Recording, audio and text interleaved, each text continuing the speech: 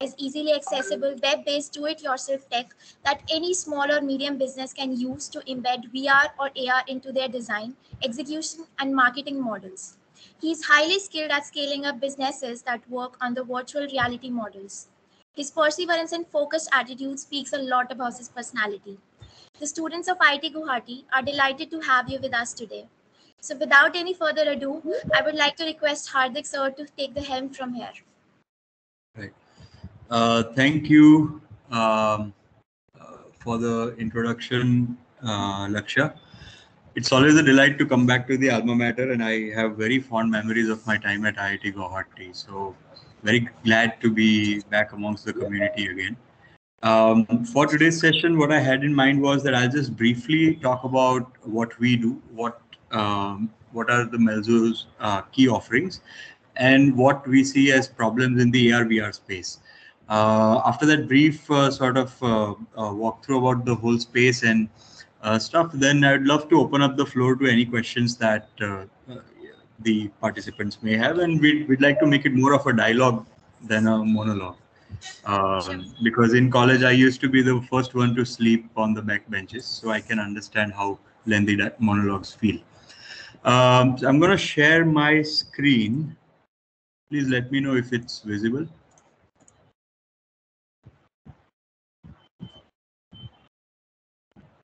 It's visible. Right.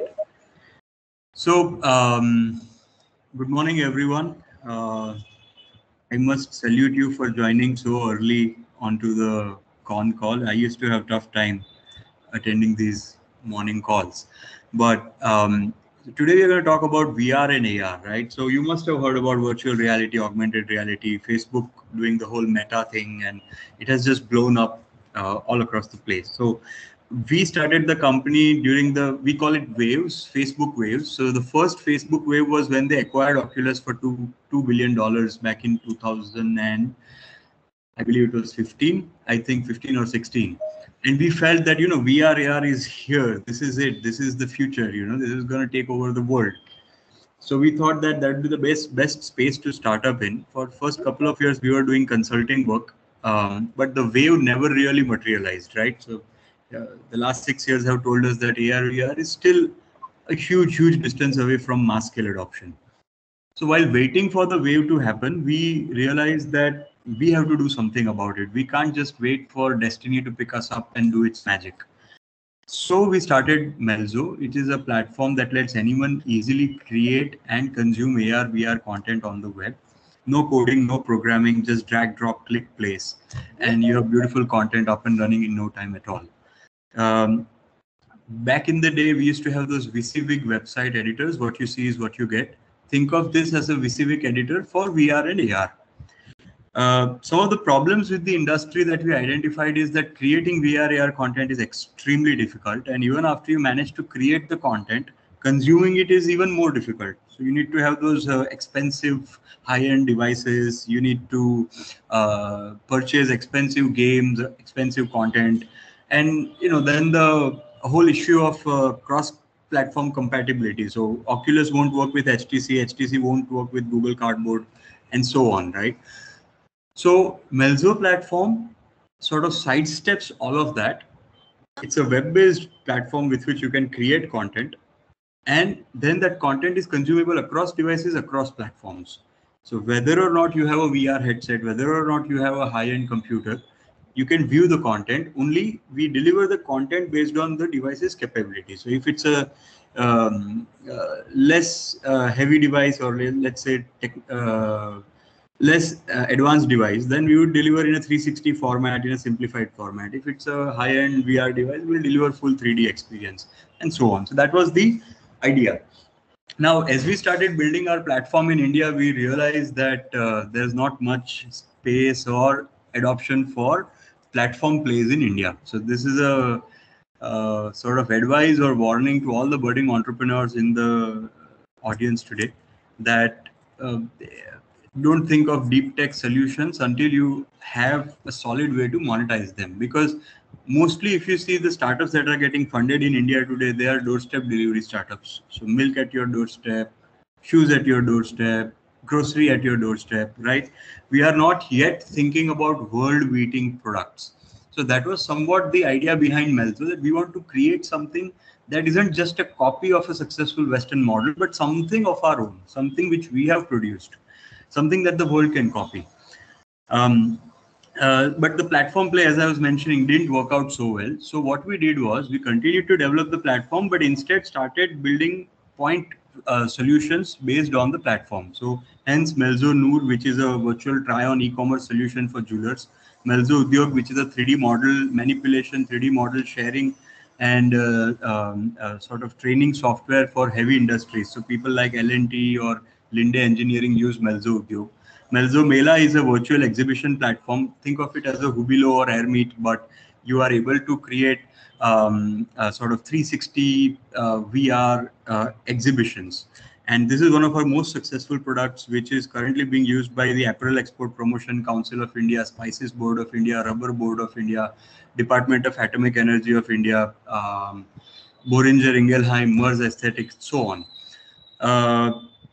And finally, Melzo Kala, which is a product for architects. Think of it as an entry-level product, like a Photoshop of the VR ecosystem, where you can create 360 tours using a drag-and-drop platform. So broadly, that's what we do. Some of the biggest successes we've had till date. So one interesting trivia is that we have been profitable since the very first year of our founding, because we knew that B2B deep tech startups in India have a very low tendency to get VC funded. So we had to survive sort of on our own. So our strategy there, and again, this can be of immense help to people thinking of starting up, that our strategy in the initial years was to apply for as many awards as possible. And you'd be surprised to know that we have consistently been winning the most innovative startup award in India for 3 years running. And we are also in the finals for the National Startup Awards 2021.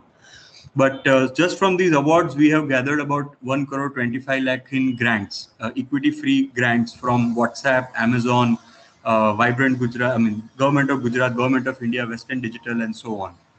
So our strategy in the early years was to win a lot of awards based on our technology and grow as much as possible organically and be profitable from day one.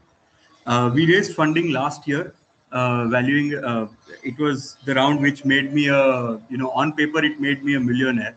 But again, that fund is still lying in fixed deposits. We still have not been able to use it because our underlying business model is so strong.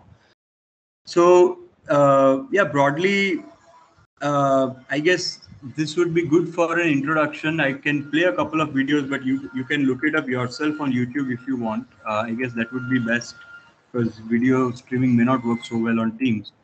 And I'd love to open it up for questions.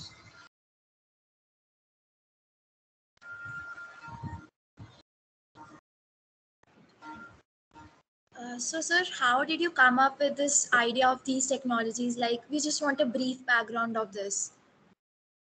Right. So, firstly, I am barely probably 6-7 years older than you guys are. So please don't call me sir. It makes me uncomfortable. Everyone, please feel free to call me by my name, Hardik. Second, regarding the idea, right? So the idea didn't come. I personally don't believe in that one idea that changes the world and so on. It is just marketing stories rehashed over and over and over, and your stories and TechCrunch of the world feeding it into our brains, right? So it's not really one big idea. It's a constant process. You have to keep innovating again and again and again. You adopt to the market, you sort of adapt to the market, listen to the market. What do they want? What do your customers request from you the most? To sort of give an example of our own, we started calling ourselves the PowerPoint of virtual reality, and hence the early name PPT VR, right? And from PPT VR, we have come to Melzo and being like a VCV content creation platform for VR, AR, and so on. So it's never one big idea. If you think you have one big idea, you work on it for 6 months, you get disappointed and you will give up.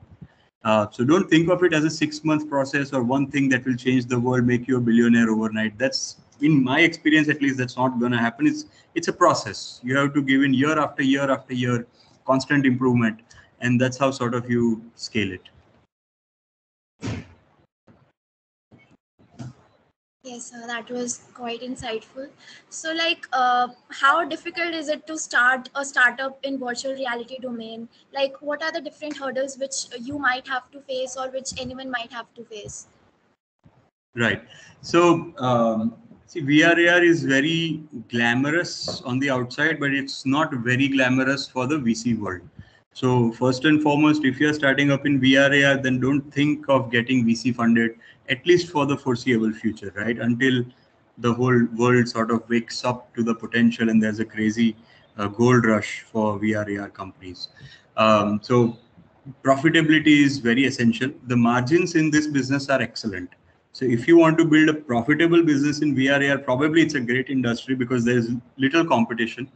So margins are fantastic. You can build a sustainable business out of it very easily.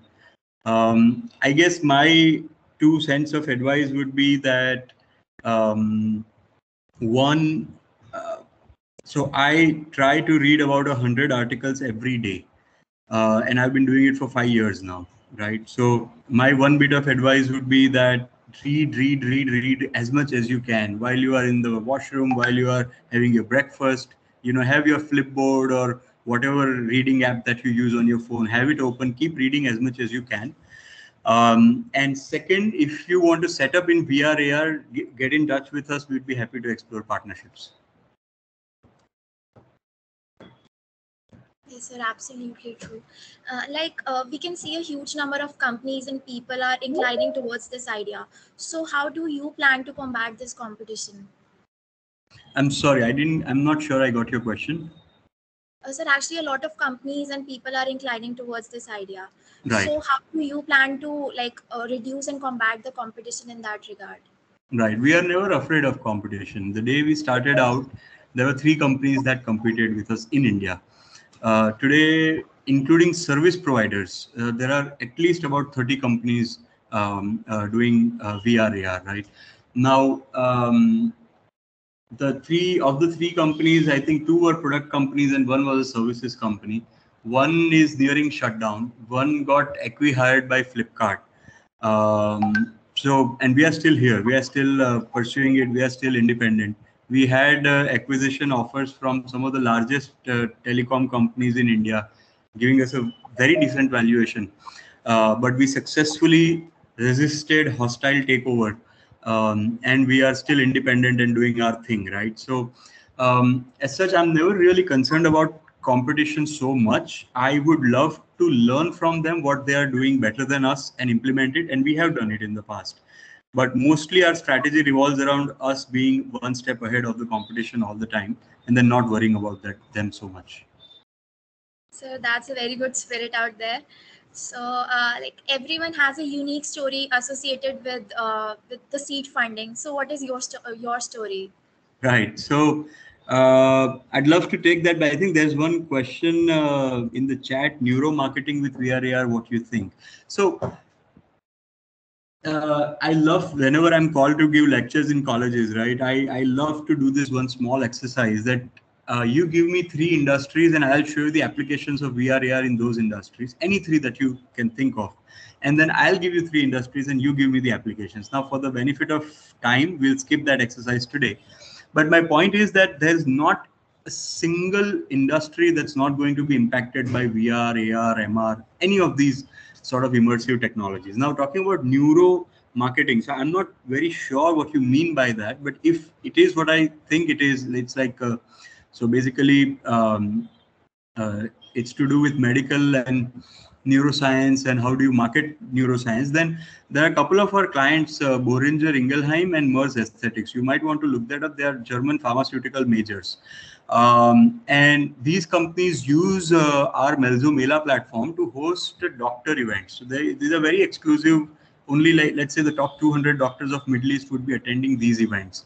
And on the platform, then they create all sorts of interactive stuff. And this serves 2 purposes, right? They used to do it. They used to do it sort of. Earlier they would host physical events and then they would sort of convene all the doctors, but the top doctors are the busiest people in the world. They have little time at all. So the VR exhibition works for them. It's sort of work from home, but it also lets the doctors join from wherever they are, removing the need to travel. So I guess one of the things that neuromarketing, I mean, if it is what I think it is, then that's one of the applications which our customers are currently doing. Also, there are a lot of rehabilitation and a lot of treatments using VR and AR that are being built. So that could also be an interesting thing. And to come back to your question, Lakshya, seed funding stories, right? So just about, we raised our seed funding immediately after the lockdown struck. So we had struck the deal about a month before lockdown, but we got the fund around a month after lockdown because there's a whole process and we have to do the paperwork and stuff. So, like just before we did the deal to raise our seed, or we call it an angel fund because that was the first outside capital in the company. About 6-9 months prior to that, we were in one of the largest telecom companies in India, and they were trying to acquire us. You know, they were trying to take 76% stake in our company. I can't name them, but you probably can take a guess who they are. And they were very aggressively trying to acquire our company, and the whole culture there was, you know, let's say a lot of growth at any cost, compromise on ethics, values, doesn't matter. You know, ultimately it's the business, the result that matters, and so on. That sort of a culture. And when we met our investor, who runs one of the largest charitable trusts in India, right? And they work in about 5,000 villages, huge. The kind of work they are doing is really, they are my role models. But when I met them, they told me that, Hardik, it doesn't matter if we grow slow. It doesn't matter if you succeed or you fail, but we will not compromise on ethics whatsoever. So no corruption, no ethical, moral ambiguities, dilemmas. It's okay if we don't make it. It's okay if we grow slow.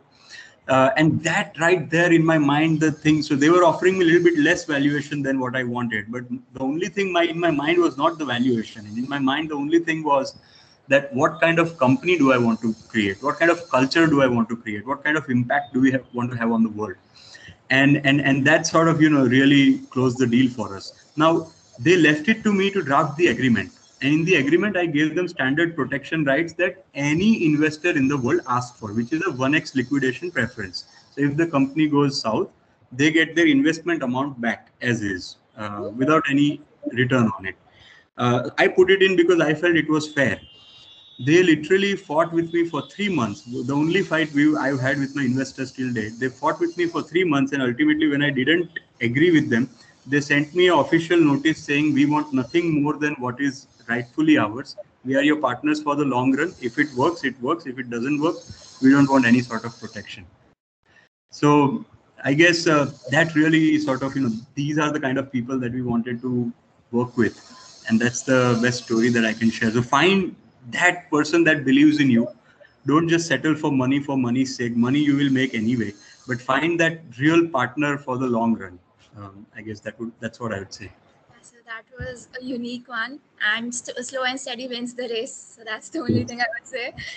So yeah. So what are the different domains that you're planning to cover in near future?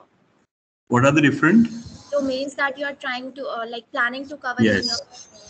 Excellent. So currently we are already active in architecture, real estate, virtual events and exhibitions, and jewelry.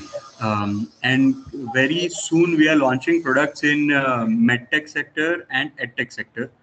Um, very unique products which do not have any competitor across the world. And we are pretty excited about those products. So let's hope for the best. Yes, sir. So, sir, what part do you enjoy the most about being an entrepreneur?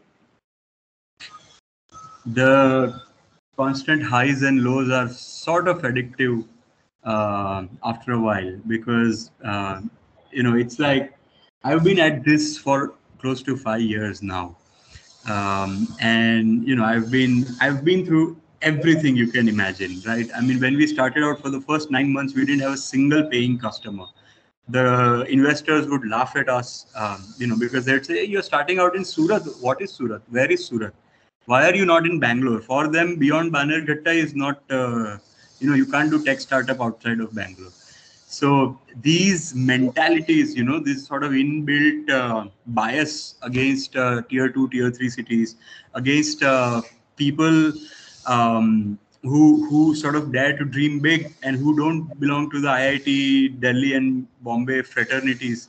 Because I've seen my friends from IIT Bombay and Delhi just get funded because they shared the same room as the VC, and versus guys here who are sort of struggling it out. So the first few years were really, I mean, the first 9 months were really excruciating, but we just don't know how to give up. So even today, right? Today we are facing another existential crisis because we are doing a big pivot. We are going from service driven to product driven enterprise. We are sort of transitioning our revenues and so on. But I guess the most addictive thing about entrepreneurship is that in 6 months you can be literally on top of the world, and 6 months later you can literally be at the lowest bottom that anyone can imagine. So it's a high. It's a high of its own where you just go from up to down to up to down, and you know that the sun will rise again. Yes, sir, definitely. So, what do you think? Does this tag of IIT matters or not?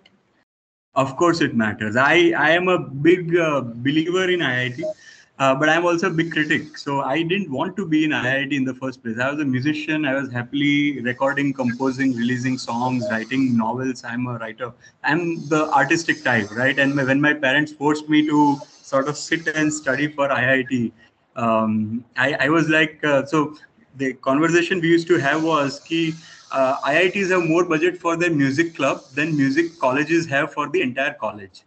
And I used to be, why, but after being through IIT, I can now safely say that it's the best experience that all of us will have for a long, long time. It's not just about the curriculum or the courses or it's the whole experience of being away from home, organizing these large scale events, being part of these clubs. I was very active in Alcher, Techniche. In fact, I don't know if you guys are, I'm not even sure if the Moon still goes on, but I was the one who sort of started the Model United Nations in IIT Guwahati, me and a couple of my other friends. Sir, it's still there. It's still there? Fantastic. So, that whole experience of being part of all of that, I remember during our time we met Rakesh Omprakash Mehra had come down, and then the director of research at CERN Geneva had come down, and you get to meet so many exciting people that you would not get anywhere else. So, and when you tell someone I'm from IIT, it sort of makes the other person feel that this guy must be a genius. So, not that I agree with it, but it does help. It helps a lot, and especially the experience during the college years, right? Live it to the fullest. I personally am not a big believer of grades, but I don't hold anything against people who are toppers. Some of my best friends were toppers, gold medalists of the institute. But I believe that don't chase grades blindly. Try to learn as much as you can. Try to be part of as many things as you can. Even if you succeed, fail, doesn't matter. I was also doing Moon and I was also doing Rockophonics. I was organizer for both the things in the same year. So try to be as holistic and as diversified as you can. I guess that would be my 2 cents. Yes, sir. So as you said, you were a part of a lot of clubs. So how did you manage like academics and clubs at the same time? Right. So I am not the best person to ask this question because I was horrible. I was a 5-pointer, right? And I was proud to be a 5-pointer. I used to wear the 5-pointer tag on my chest all the time. I never wanted to formally study. In fact, as I said, I didn't even want to be in IIT. So I guess my focus was never studies. My focus was always to learn as much as I could. To the extent that although I was not qualified to sit in the placements for most companies, I was probably one of the early people to get a PPO because of the BTP project that I had done on, I guess it was on building information modeling in government procurement. And we had published a research and all. And I got an offer from one of the largest BIM companies in the world to head their India division. So it really doesn't matter what your grades are. You will get good employment opportunities. You will get good entrepreneurial opportunities, and you will be successful in life with or without grades. Grades, of course, make it easier. It's like, it solves a couple of steps for you and gives you that launch pad, but they are not the be all end all. Yes, definitely.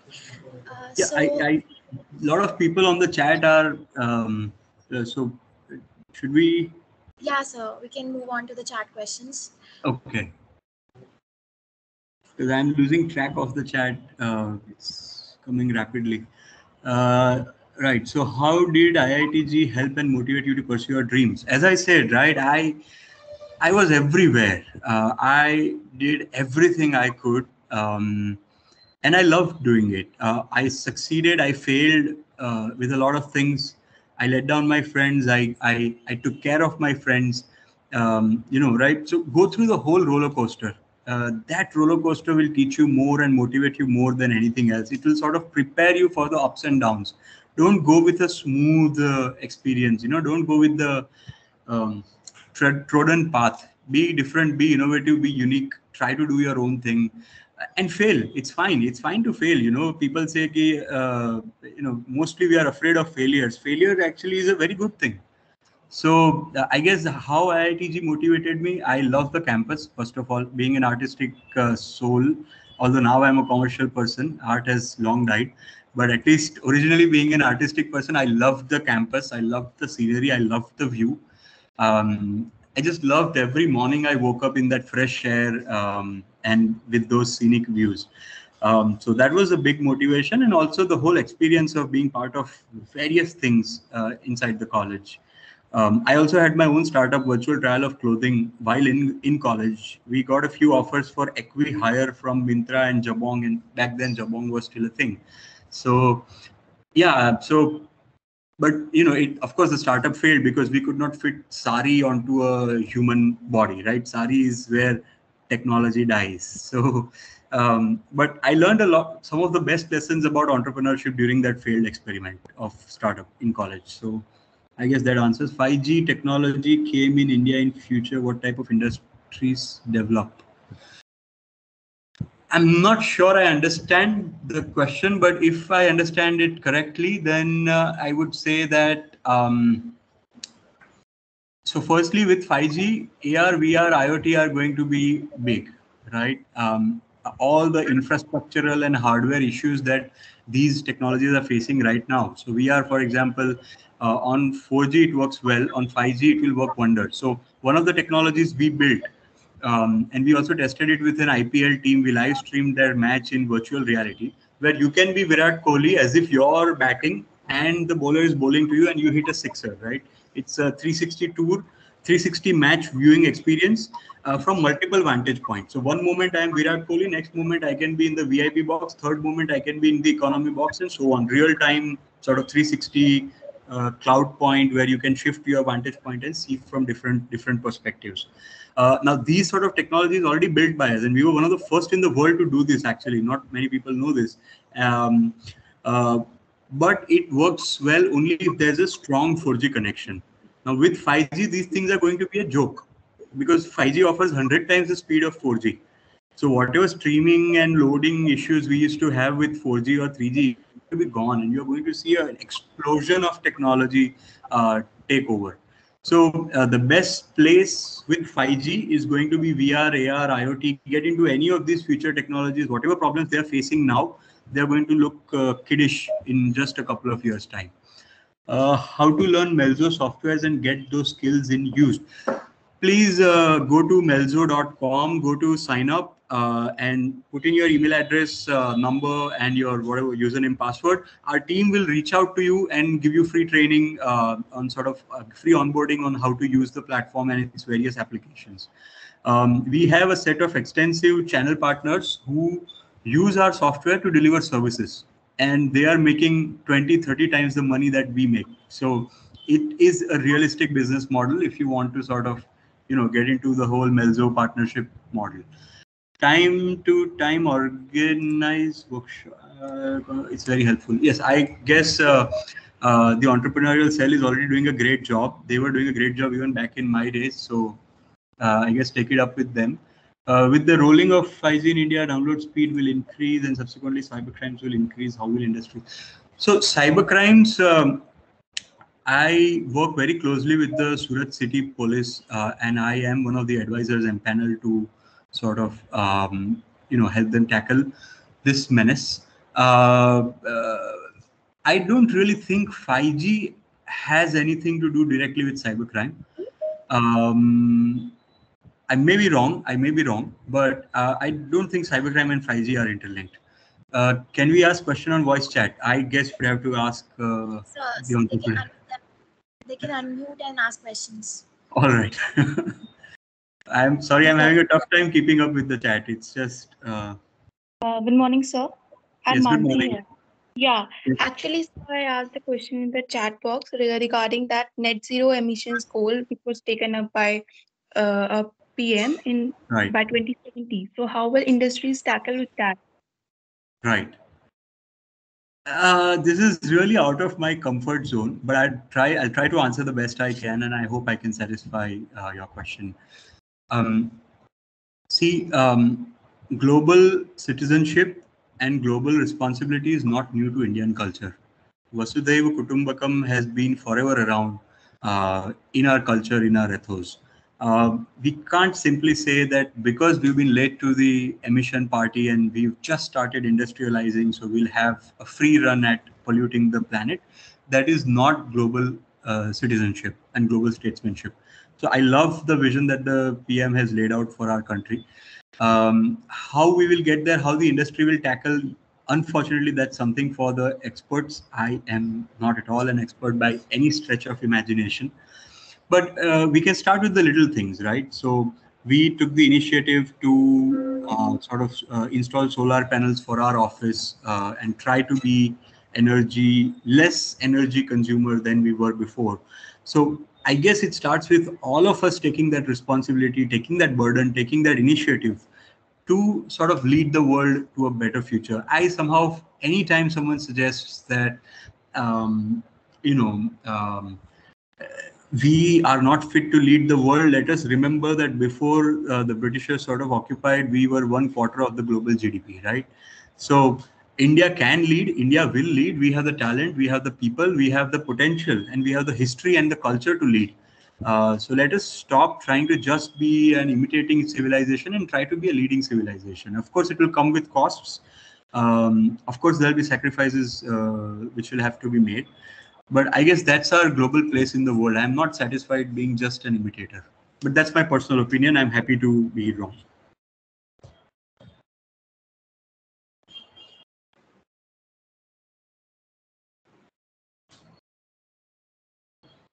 I guess while they open up for other voice questions, there's a question: what will be a suggestion for non-IITians who don't get so great on-campus opportunities to go ahead? With the invention of internet and with the invention of technology, opportunities are more diversely distributed now than ever before in the history of mankind. So don't think of IIT, non-IIT, right? It's within IIT also. There are biases. There are the older IITs which are all ganging up. The newer IITs are struggling more, right? I feel that at the end of the day, these are figments of our imagination. If we want to do something, nobody can stop us. So my suggestion: awake, arise, and stop not till you reach thy goal. In the words of Swami Vivekananda. Uh, Campus opportunities are one thing, but they don't make and break, or they don't make or break a career. They don't define you. Use the internet. This story, I never get tired of telling this story. When I was in 10th grade, Bitcoin, I used to get 100 Bitcoins for $1. Right. And I actually thought of buying it back then. Went to my dad and asked for a credit card. Dad, this is something cool. Can we try this? And back then in India, buying with credit card was sacrilege. It's like if you try and buy with credit card, it's a paisa gaya, pura bank account khali ho jayega. That was the mentality before Flipkart came and sort of changed the game and made people. But that's another story. So where did I learn about Bitcoin back then? I was not an IITian, right? So there are opportunities everywhere. Try to be ahead of the curve. As I said, I try to read 100 articles every day, and I've been doing it for 5 years and intend to do it for next 50. So internet and technology would be my advice to sort of go ahead.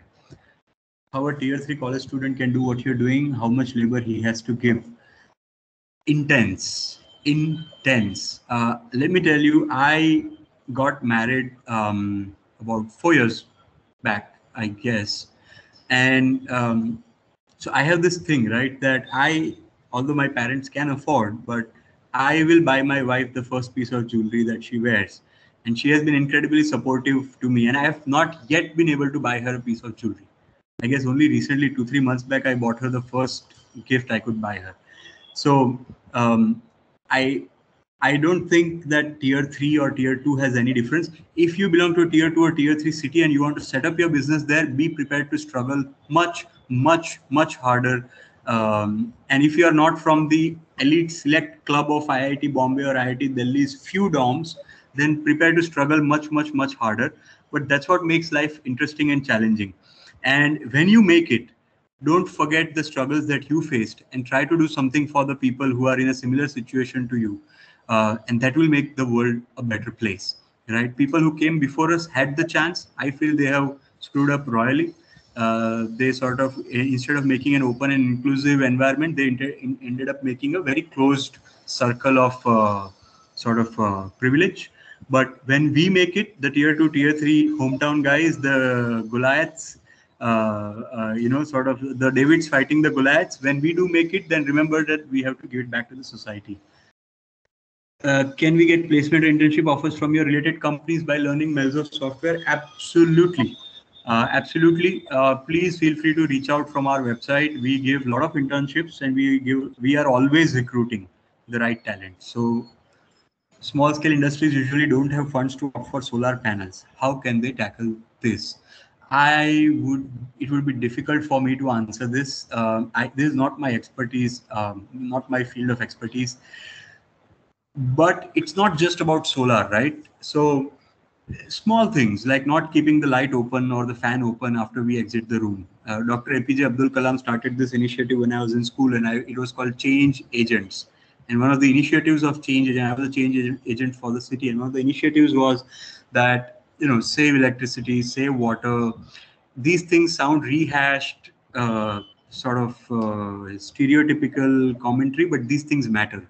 So it's not about doing big or small. It's about doing your bit, doing the best you can. I guess that's what can take us forward. Elon Musk Starlink to provide internet to India through its satellite lower cost than any telecom company in India. What's your thoughts on this? I love it. We should support Elon. Send our currency to rich and developed country, or we can support our own Indian brands and save our ecosystem from harmful radiation. Nobody in the world has progressed from a protectionist agenda. Nobody. If you can point out 5 examples of countries that have prospered from protectionist mindset, you won't find them. Instead of thinking that let us put, this is how our companies, unfortunately, some of our companies in India are thinking today, that we can't compete with them in technology, we can't compete with them in product. Okay, fine. Let us talk to the few local politicians and set rules so that the better companies cannot compete. No, we should have a mindset that we will be better, we'll provide even cheaper, we'll technologically be more advanced, we'll be 2 steps ahead of our competition. And that's the only way that a consumer wins. If you start creating a protectionist economy, the consumer loses, the masses lose, and the masses can never lose for a country to progress. So not that I believe in Elon or I love him or I'm a fanboy or anything, but whether it is Elon, whether it is Zuckerberg, whether it is anyone who is providing a better solution, a better product, we should be encouraging them. And of course, we can set up our own initiatives so that our homegrown entrepreneurs get encouragement to be better. So help them innovate, but don't set rules that others can't compete. Then we are putting an axe to our own leg. Instead, help our local industries innovate, give them subsidies and so on. I mean, I don't want to get into government and related things. AR VR is enhanced highly by glasses like Oculus, which is very expensive. How do you do virtual reality transforming India in the future? So Melzo works with or without the AR VR headsets, right? So I don't think that headsets are going to be indispensable.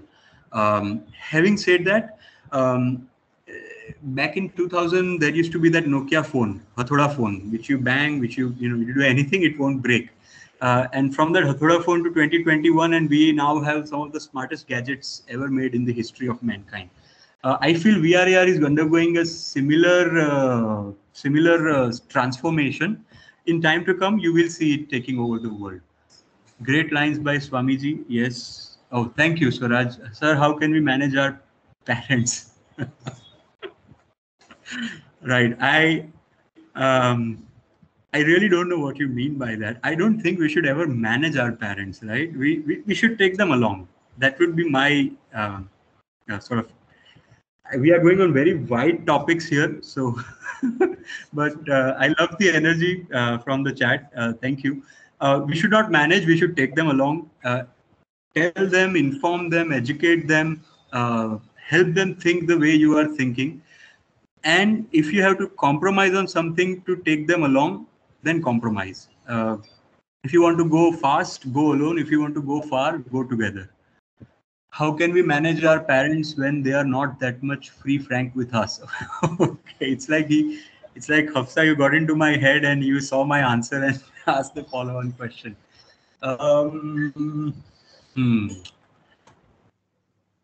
I guess do something that wins their confidence, right? Do that one or two big things which make them feel that no, my son or my daughter is doing good things, is on the right track. Probably I don't get what they are doing, but they are very successful in their own way. Once you win that confidence, you will not have so much issue. What steps should be taken initially towards the leadership? I am not sure I get the question. If you can please elaborate on that in the chat, I'd be happy to answer. Is diversification of culture myth, or it has more to do with leading with example to explore more? What do you think? Again, I'd love an elaboration. Diversification of culture. What exactly do you mean? Do you mean intermingling of cultures, sort of? Or I don't. If you can please elaborate. According to you, which technology is in high demand and pays the most? High demand and pays the most are not the same thing. So technology in high demand would be, let's say, any of these. So React is the latest, right? They keep coming and going every few years. So I would say React is the best, one of the best languages out there in the world today. But I'm not sure. So if you mean holistic technology, I would say whatever we are seeing these days, right? So software, telecommunication, these are the ones that pay the most. Most in demand would be difficult to answer. How can we remove this protectionism from our parents' mind? I guess, look, there's a saying that you can never achieve universal popularity, right? And we as a country have to grow comfortable. We as people have to grow comfortable with the fact that not everyone may share our point of view. There's a saying in Sanskrit, tunne tunne matir bhinna, right? So your mind and my mind do not think alike, and we have to be okay with that. So we should try and convince, but at the end of the day, they have their own thought process and they are their own independent person. So it's not really, we shouldn't try to make everyone like us. Otherwise, the innovation would die. I specifically don't believe in safe play until Harshad Mehta said, "Risk hai to ishq hai." Please don't watch these movies. It's like, have you seen the Gangs of Wasepur? There's a very famous dialogue. I can't reiterate here, but until there is cinema in this country, people will keep getting fooled. How to find startup idea? How to find startup? As I said, it's not like a commodity that you can find hidden somewhere or you can buy from a shop, or it's not even like one idea that changes the world. That's marketing gimmick. That's great storytellers telling us great stories. It's more often than not, it's a constant process of evolution, constant process of improving upon that initial thought. And the idea can come anywhere. Idea can come from the smallest and most unlikeliest of places that you can imagine. So I hope that answers your question. I have copyrighted. There's no copyrighted idea. How can I build a startup around it? What should I buy? See, you can't copyright ideas, and you can't patent you can't patent. You can patent process and system architecture, but you can't patent software or algorithm in India, at least. Even in US, it is very difficult. Look, frankly, there is no copyrighted idea. There are 8 billion people in the world. I don't even know how many zeros that is. There are 8 billion people in the world. I'm sure there are 80 people thinking of the same thing as you. It's the execution that matters. I used to think like you too, so I don't blame you. Initially, we all think that we have this great idea. We don't want to tell anyone. If we tell, it will get copied, so on, so forth. As you execute, you will realize that just having the idea is not enough. So focus on execution. I believe Indian parents are not Indian parents if they are supporting you. No. Please don't think such negative things. The world is very positive. There is a lot of good things happening, right? Let's not be so pessimistic. Sir, what is luck according to you in entrepreneurship? Luck is everything. Luck is everything. You can try, you can struggle, you can do all the hard work in the world, but if your luck is not supporting you, you will not click. And if your luck is supporting you, some people keep going and going. But we can't stop and hope for luck to take us to the promised land, right? We have to try. Karmaniya vadikarasya ma phaleshu kadachan. Keep trying until you succeed. So sorry to interrupt you. Yes. Can I please read out the questions to you? Because Yes, the please. chat is going a bit diversified. Crazy, yes. So Yes, do please. Melzo provide offline internships? If yes, then in which field? Right. So currently we have offline internships in sales and marketing. Other than sales and marketing, we provide a lot of tech-related internships, but they are predominantly office-based. So you would have to come down to Surat to sort of, and we give both paid as well as unpaid internships. Okay. So, sir, how to deal with the situation when you think that everything is coming towards you and you cannot grab them all?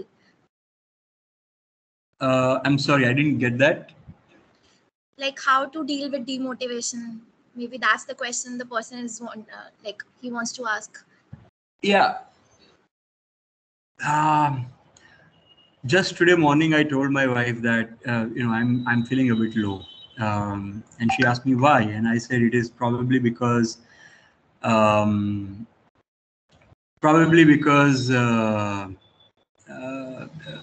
with everything that's going on with Melzo, we are doing a big pivot, and it's a sort of a big change and big opportunity for us to scale up rapidly. It will keep happening, right? It's part of life. If we don't get sad moments, we'll never love the crazy moments, the good moments that we get, and we'll never appreciate them if our entire life is all happy-go-lucky, right? Then because you do not know the difference between happy and sad. So whenever you are facing demotivation, just think that sun always rises no matter what. There's always a new day. There's always a new opportunity. There's always another chance. And sooner or later, what goes down has to come up. So there will be time when you will sort of have your good moments. Until then, keep plugging away. Yes. So Prakhar Tripathi wants to ask a question on voice. You can unmute yourself. Yes, good morning, sir. Yes, good morning, Prakhar. Sir, I wanted to ask a question that what led you to start a startup in a field which is not being used by each and every man in this country? So, Right. sir, please give me 1 minute. I want to elaborate what my question is. Please. Like, I'm in my first year, and I also love the field of entrepreneurship. I keep exploring it, and the basic tip, or say the learning which I got from the seniors, is that if your idea is scalable to each and every person or each and every common man in this country or anyone have a large scale, then you have a future. And they say it a safe future. But if your idea is something like unique, like that VR technique, I haven't used it till now. I'm 18 now, and also many of us do not use right now. Right. So but you started a startup and have grown. What Right. led you to take a risk there? See, firstly, why you are doing entrepreneurship is very important. Do you dream to be the Zuckerberg or the Elon Musk of entrepreneurship, then yes, you need to be incredibly selective in what idea you work on. If you are doing this not just from a glory perspective, if you're doing this because you love it, because you have a passion for it, then let me tell you that there are companies in the world that make really, really niche products. Have you driven a Ferrari? No, sir. Neither have I, but they are making it, right? So there is Yes, a sir. business out there for that. So it really doesn't matter, right? Do something that moves you, do something that motivates you, and don't keep purely glory or monetary ambitions. I guess that would be my 2 cents on the topic. I hope that answers your question. Yes, Do you want me to elaborate? sir. Yes, sir. Please a bit, because I want to start, but everyone says don't take a risk. You are in a private college, you are in a tier 3 college, or so. That's why I feel insecure. Look, we have to be careful about we have to be realistic with ourselves at all times, right? So we have to look at our economic perspective, from the social perspective. We have to take everything in consideration. I did those mistakes early in my years. You would want to get married, you would want to, so we can't have, those really crazy decisions in life. I would not at least advocate such decisions. But if you are economically decent enough to, take a risk for a year or two, if you had, you work for a couple of years in the industry, have your savings, and you want to give it a go, please by all means do. But let's not kid ourselves. Sometimes people think that, oh, my idea is going to change the world, I'm going to be the next Elon Musk, and then they take crazy risks which are not good for them, their families, for the whole thing. So I don't really think IIT or private college or tier 2, tier 3, tier 1 matters in the real sense of things. It doesn't, right? I'm a living proof example that it doesn't matter. But if you have those lofty dreams, then it does matter, because unfortunately the club at the top is very exclusive, and they have a very set definition of who they want to sort of who they want to sort of involve with. I hope that answers your question. Yes, sir. You have satisfied a long thirst. Sir, one more, if you can, please. Sir, are there any do's and don'ts for a startup, for a fresher, or as a student? Don't build for funding. Somehow these media outlets make it look as if starting up is all about funding. Funding is nothing. Funding is not even the in my list of top 10 priorities. We have to break that stupid chain of thought that most of the entrepreneurs these days have. कि 100 billion, 100 ये वो. Funding दुनिया भर का ले लिया, लेकिन success कितने हुए?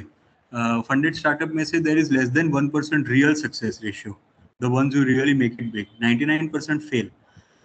Instead, we should be thinking from a business perspective. And somehow, being a Gujarati, you could say probably that is built into me.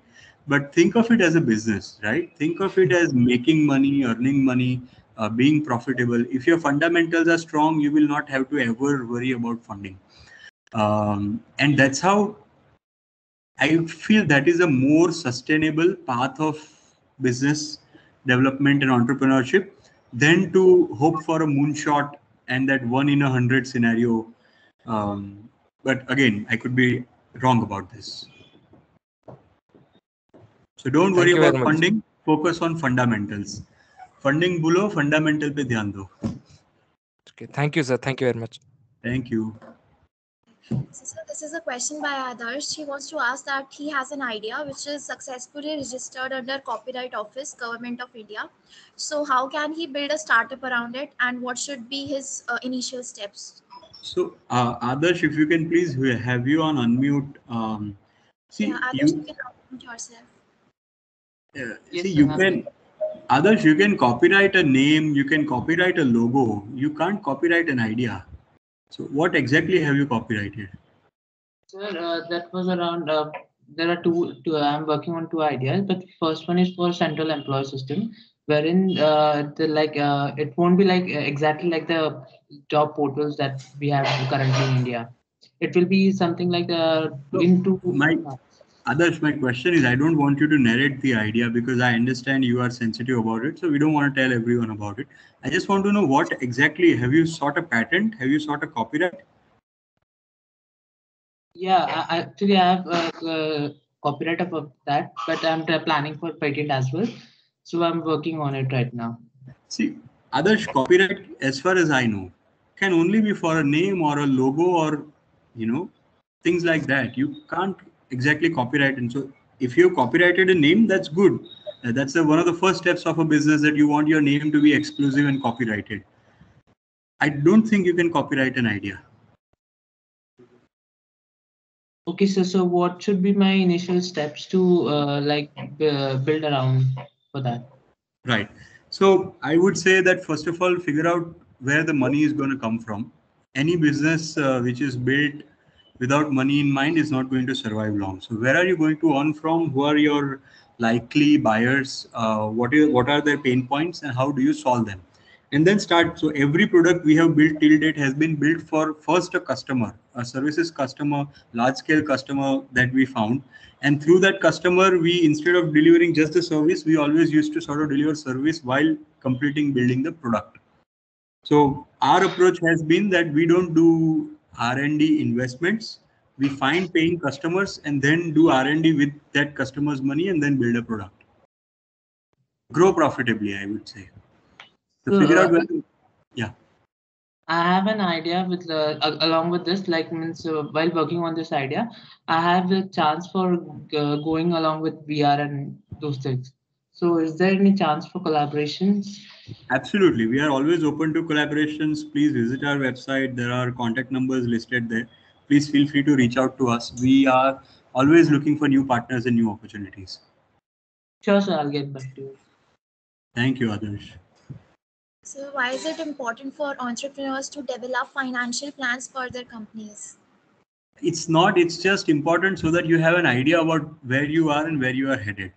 Most of the plans that you make are not going to pan out in real life. They are not going to turn out the way you imagine they would. So planning is good, right? But especially in the early stages, more planning is just to sort of build a comfort and have some idea in your mind where you are and where you are headed. Yes, sir. I think almost all the questions are over, so we can end the Great. session now. So thank you, sir, for joining us today. It was a great time interacting with you. I would also like to thank the audience. I hope we fill your brains with amazing ideas and solutions. So thank you so much, and see you in the next one. Till then, stay safe and stay happy. Great. Thank you. Thank you, everyone, for having me. Pleasure. Thank you, sir. Bye. Take care. Oh, just a minute. I'm going to put my email address in the chat. You can please feel free to reach out to me on the email. Thank you.